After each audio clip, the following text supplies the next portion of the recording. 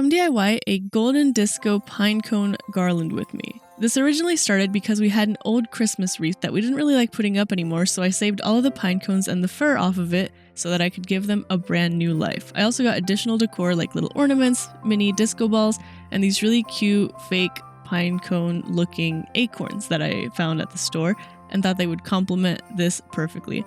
So that these wouldn't smell like being stored away for years, I sprayed them all with my favorite wintry scented perfume and grabbed a hairdryer to be able to dry it off and be able to start working. Because most perfumes are alcohol based and I was using acrylic paint, I didn't want to risk these interacting negatively with each other. So I took my favorite flat brush and my glossy mega tub of Mod Podge and very carefully painted each layer of the pinecone rings as smoothly and evenly as possible to make a base for some gold leaf.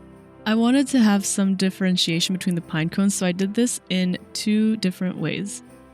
For the first one, I floated the gold leaf over each pinecone stem and just let it cling onto the Mod Podge however it wanted to. And then any excess that was caught on my fingers or on the edge of the pinecones, I took the brush and with whatever Mod Podge was left, kind of decoupaged it on. That way it would be sealed in, pristine, clean, and perfect.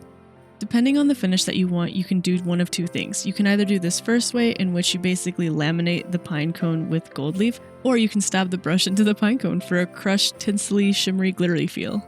It'll make more sense to you when I show it to you all dried and shiny and beautiful. You'll want to work moderately fast, but keeping an eye on how tacky the Mod Podge is. Of course, as it dries, it becomes more tacky, so if you want a smooth, clean finish, as soon as it starts to get tacky, just float the gold foil leaf onto the pinecone and use the brush to kind of wrap it around the edges, or if you are okay with the crushed velvet kind of shimmer, then you can just, use as much of the gold leaf as you want, and of course as much Mod Podge as it takes to get it to actually stick, because you need this to be bonded to the pinecone.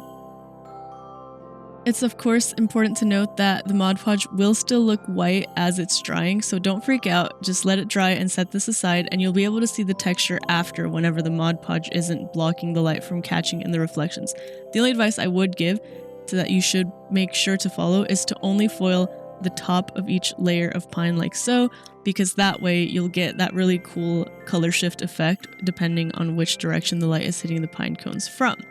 If you do want to foil entirely each of the pine leaf segments, then that's up to you.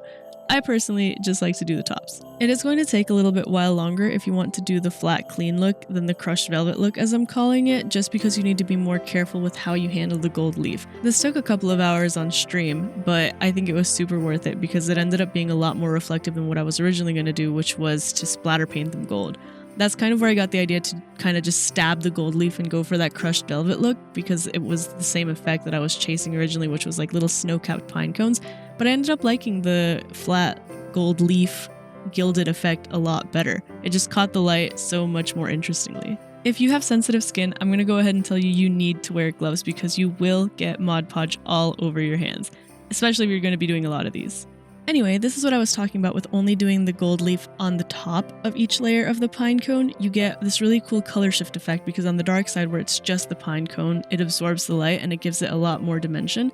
And even with the crushed gold leaf, it gives you a little bit more depth to the pine cones and it looks shimmery and it looks kind of magical instead of being completely covered in gold. Which if y'all know me, that's the opposite of a problem. But I did want these to kind of have a more sparkly look than a metallic look so that they would complement the disco balls and the other ornaments a lot better. For some variety, with the smaller pine cones, I covered the edges of them in Mod Podge and then rolled them around in glitter so that I could keep chasing that snow-capped sugar glazed look for the wintry feel. And with the even tinier ones, rather than trying to stuff them with glitter or gold leaf, I simply brushed them with some folk art metallic paint in the shade Metallic Gold. By doing this just on the edges, I was able to get that same color shift effect and dimension that I had gotten with the gold leaf ones.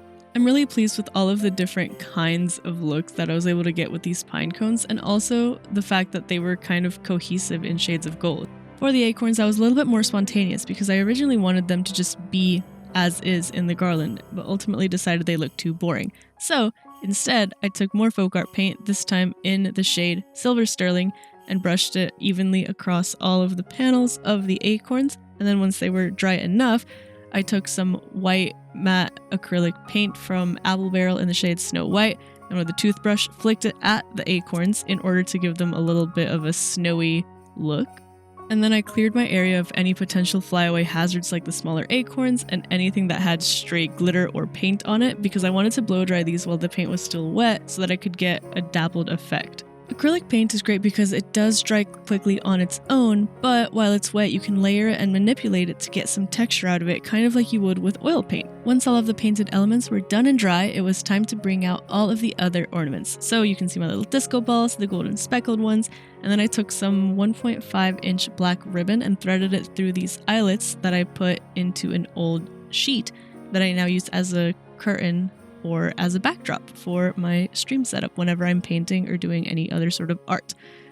In this studio, we believe on balling on a budget, because if it looks good, what does it matter what it is? Just like this, we took a pine cone and then bejeweled it with gold leaf and Mod Podge, and it looks amazing. I'm not even biased when I say this looks better than what I found in the stores. Look how pretty it is. Look at how nicely it catches the light. And the glossy Mod Podge revived the richness of the pinecone. Some of the ornaments that I bought had ribbon and hooks, so I repurposed the ribbon and wrapped it around the bottom layer of the pinecone in order to be able to attach it seamlessly to the garland. And of course, the ribbon was gold too.